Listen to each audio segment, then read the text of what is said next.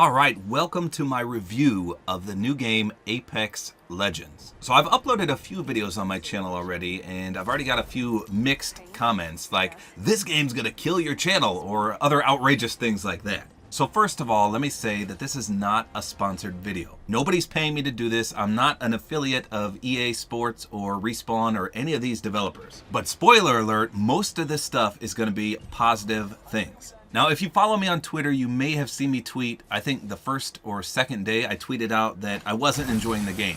And I realized my mistake. But I'll get into that in just a little bit.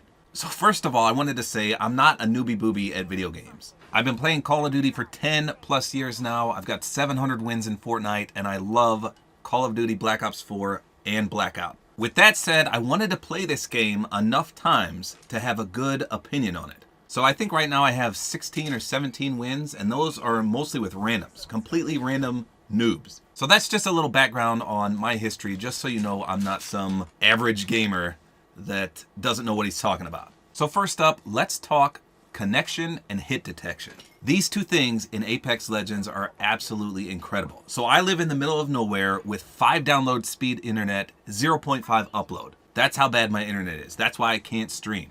I normally have around a 90 ping in Fortnite, but when I play Apex Legends, it's as if I'm playing on a 0 ping. It's insane. All my shots connect, I never lag, it's incredible. And I hope that everyone else is having this experience as well. So far, the people I've played with have said the same thing.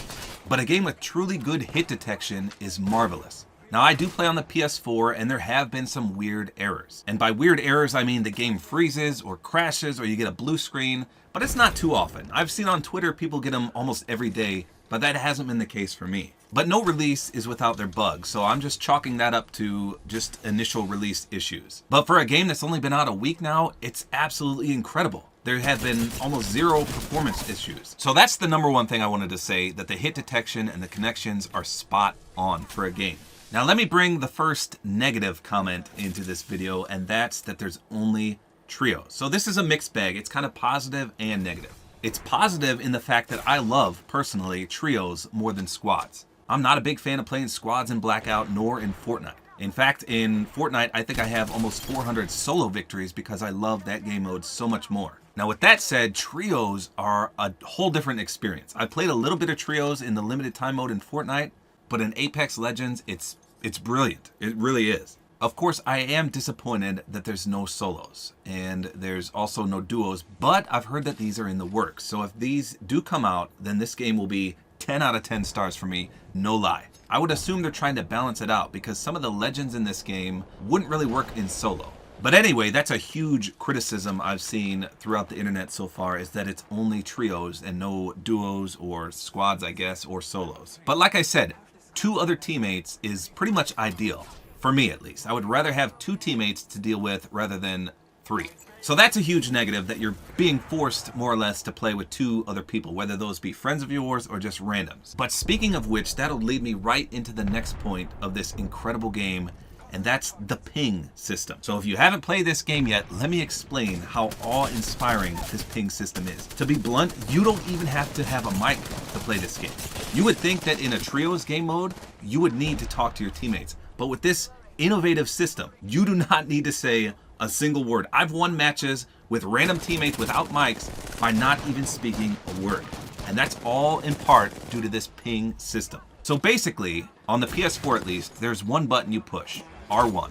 And I'm sure it's almost universal. I don't know what the key is on PC or Xbox One, but all you do is push that button and it does everything. See a weapon on the ground, hit R1 and it pings it. But this not only highlights whatever you ping, but then your teammates have a chance to call dibs on it. Now, I don't know if you guys know this, but if you just ping something, it'll be on the map for like, I don't know the time frame, maybe 10 to 15 seconds, but then it goes away.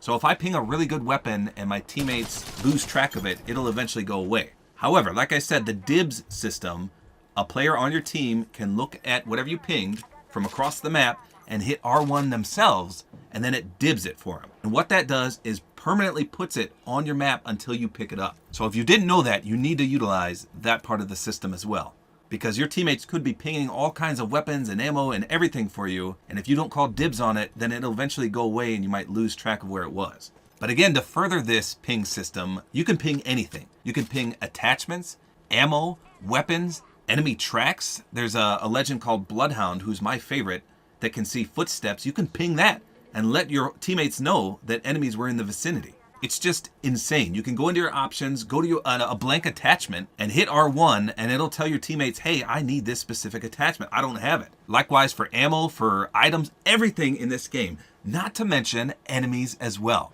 You see an enemy up on a ridge, you don't have to say, hey, there's a guy at 287. Heck no, you just ping it. R1 that sucker, and it'll ping it on everyone's minimap, as well as do a voiceover telling you that an enemy has been spotted. It just boggles my mind that no other game came up with this. Why is this not in Blackout? Why is this not in Fortnite? It would boost those games exponentially. I mean, this system is flawless, and like I said, it just boggles my mind that nobody came up with this before this game. Speaking of which, another positive is the looting system in this game. I'm blown away by how clean and perfect the looting is in this game. If you're the worst Battle Royale player ever, for instance, my 5-year-old son, he likes to play these games. I think he's got like 10 total kills in Fortnite. But even someone that young can instantly learn how to loot in this game because it's all laid out for you. It's color-coded.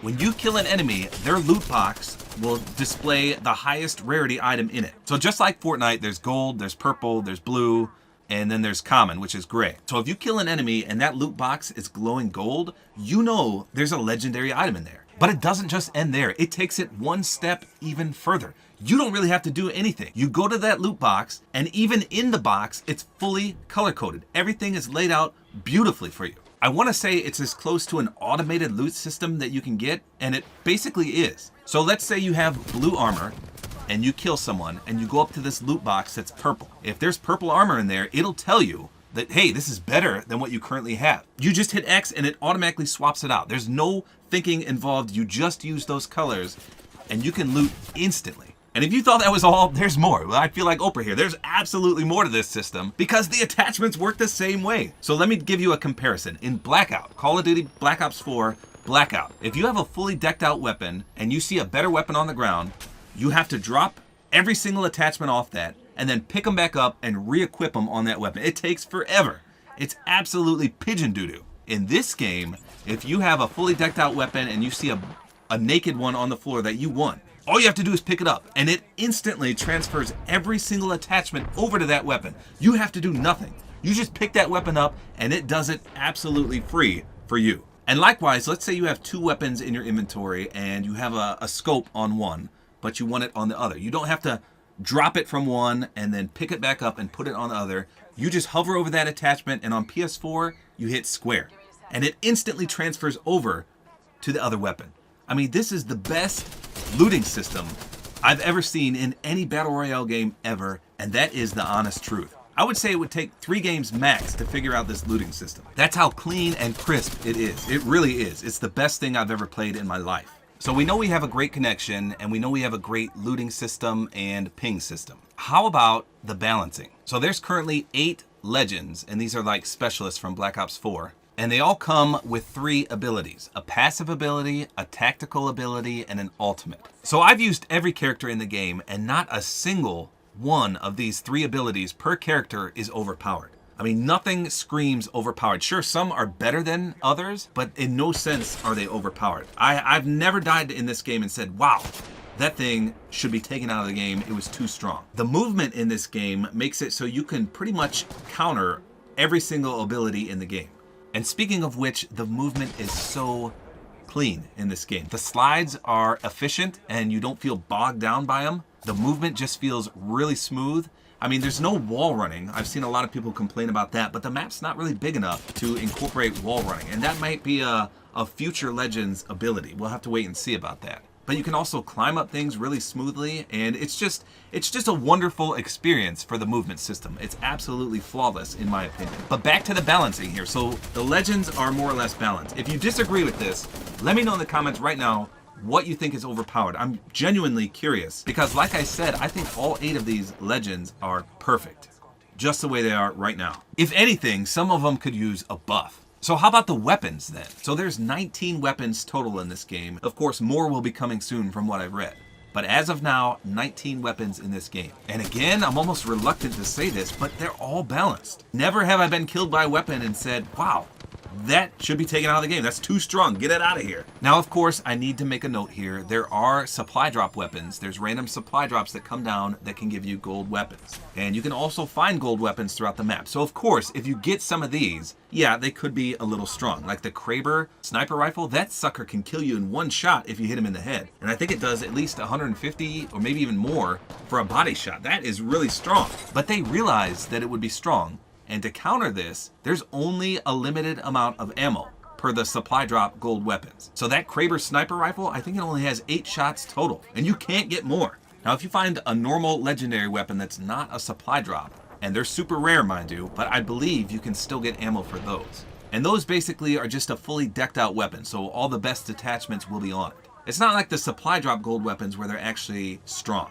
So I think all 19 weapons are pretty much balanced. However, there are some that could use a buff. In particular, the Mozambique shotgun. Worst weapon in the game, hands down. You're better off meleeing someone than picking up that wank on the cob weapon. Now, if I had to nitpick something I really didn't like about the game, it's the final few circles. I've been bringing Fortnite into this a lot, but let me just use that as an example. So in Apex Legends, when you get down to, I think it's the last 2 circles, it stops telling you how many people are left. It'll tell you how many squads are left, but not how many people. Whereas in Fortnite, it always shows you the exact amount of people that are left. Now let me tell you why this could be an issue. So let me just give you a personal example here. So I had 2 teammates die and then leave the game. And I made it to the last few circles and it said there were 3 squads left. So I knew that, of course, I was one of the squads and then there was 2 others left. And at that point, it'll give you the question mark as to how many players are left. So at most, there could have been 6 other players with me. And at least there could have been 2.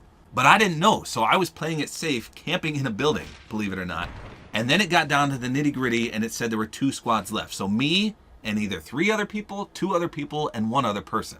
So in Fortnite, if I knew there were 3 people there, I would know how to play. If it was just a 1v1, I'd be super aggressive. But in this game, since I didn't know how to play it. So I just camped it up, and as it turned out, there was only 1 person left. So it was essentially a 1v1, and I'm over here sweating bullets thinking it's 3-on-1. So I know this is meant to be more of a competitive element to the game, but I just don't like it. I want to know how many people are left so I know how to play the final circles. So believe it or not, that's my biggest gripe of the game. Just that little insignificant element to the game that most people won't even see if they don't even make it to the end. Now, I can't believe I forgot to bring this up sooner. But one thing about this game that I absolutely love is basically it feels like you're in a giant arena. And again, it boggles my mind how Fortnite, how Blackout, how any other Battle Royale didn't come up with this. And if you played Apex Legends, you know what I'm about to say, and that is the champions. If you're the kill leader in the entire game, it doesn't just let you know, or your teammates, it lets the whole entire lobby know. Not only is your picture plastered on a giant banner throughout the whole map, but it'll tell you on your screen. If you're the kill leader throughout the whole lobby, it'll tell you. And if you kill this person, you get a bonus. You get bonus XP for doing so. So it's super rewarding to seek out this kill champion, kill him, and become the new leader yourself. I mean, it totally reminded me of something like the Hunger Games. And I think every Battle Royale game from here on out should have this. It's just so gratifying to see that you're the new kill leader. And to take that one step further, after you win the game, if you have the most kills, you're the kill champion. And the next game you start up, before the game even starts, it'll show you and your squad as the kill champions. So everyone knows who you are. I mean, it's absolutely astounding. It makes me crave to want to have the most kills and win the game. And if you thought that's the best this game could get, it'll prove you wrong one more time, because there's a new revive system. And again, I hate to compare this to Fortnite or Blackout, but you have to. I mean, you absolutely have to. So how many times have you had a great game in Fortnite in duos or squads, and then you get knocked and thirsted immediately, and your game is completely over? There's nothing you can do about it. In this game, if you get knocked and eliminated right away, there's still a glimmer of hope. Your teammate can recover your badges, take them to a respawn beacon, and bring you back. Of course, you come back buck naked with no weapon or anything, but at least you get to still play the game. So if you get knocked and you get thirsted right away, you don't have to leave the game. You can wait and see if your teammates will recover your badges, bring you back to life, and you're starting brand new. That's one of the best counters to thirsting I've ever seen. And again, I don't know why Fortnite doesn't have this. I'm telling you, this game just did so many things right. So I know EA Games has had a bad history of screwing people over with loot boxes and things like that.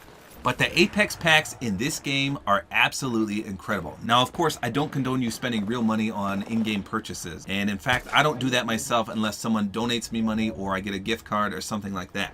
However, with that said, there are no duplicates in these Apex supply drops. And that alone makes it worthwhile to unlock these. Now don't get me wrong, you don't have to spend real money because you gradually earn these as you level up. So even if you don't spend real money, you can experience these Apex packs at least a few times. Now I guess another complaint I have is that the item shop weapons are super expensive. I mean, for just a camo, it's 1,800 of these gold coins, and that equates roughly to $18. $18 for a camo, ooh, that is super steep, and I would never do that. Never. However, with that said, you can get something called crafting materials. And you can craft skins, you can craft camos, anything in the game that you can unlock in the Apex packs, you can craft with these materials. And speaking of the skins and the camos, they are incredible in this game. Of course, it's based on rarity, so the legendary ones look absolutely incredible. The rare ones are animated, and it just keeps getting worse from there. However, they're still really good.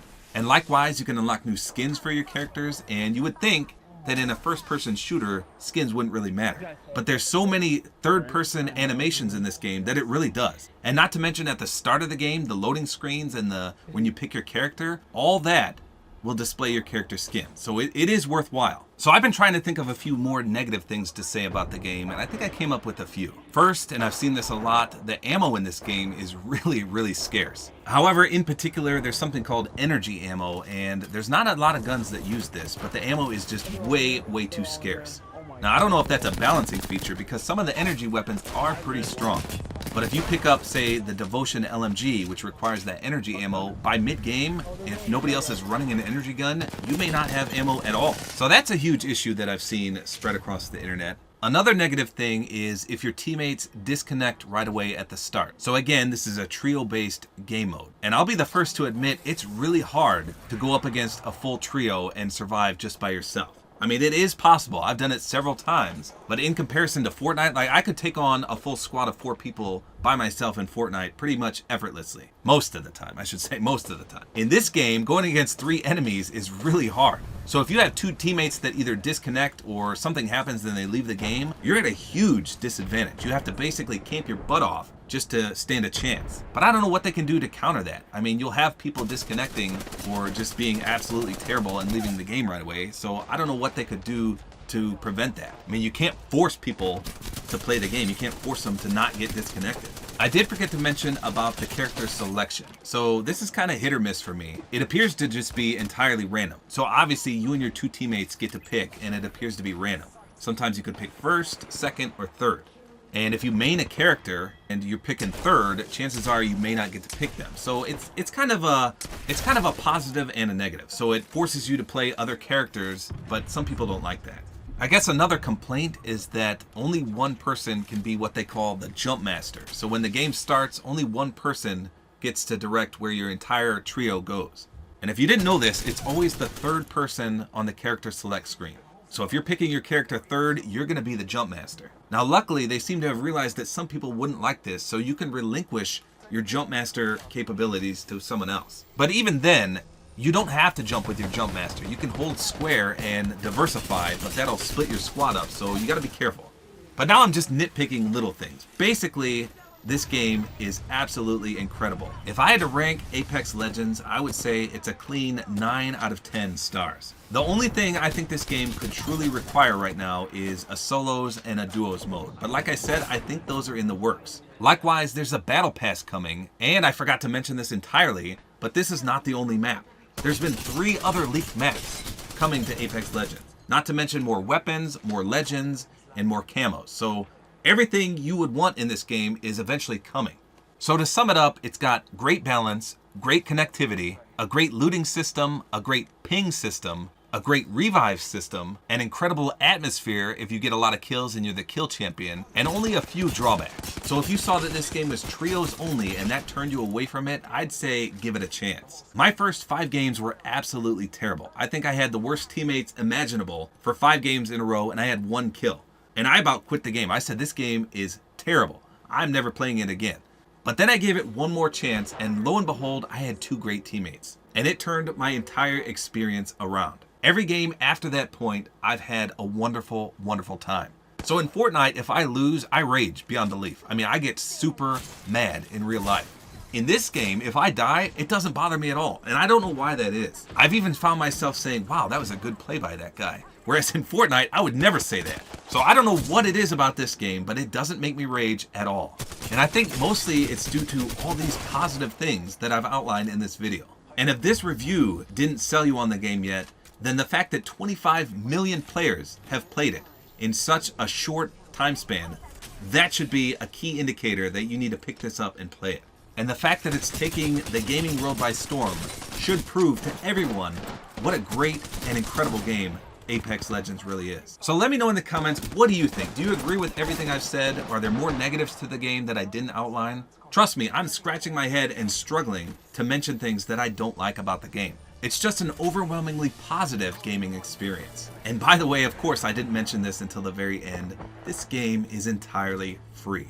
If you don't want to spend a dime on it, you don't have to. So basically, Apex Legends is a free battle royale game with so many positive elements to it that you'll have a hard time putting it down. And that, as they say, is that.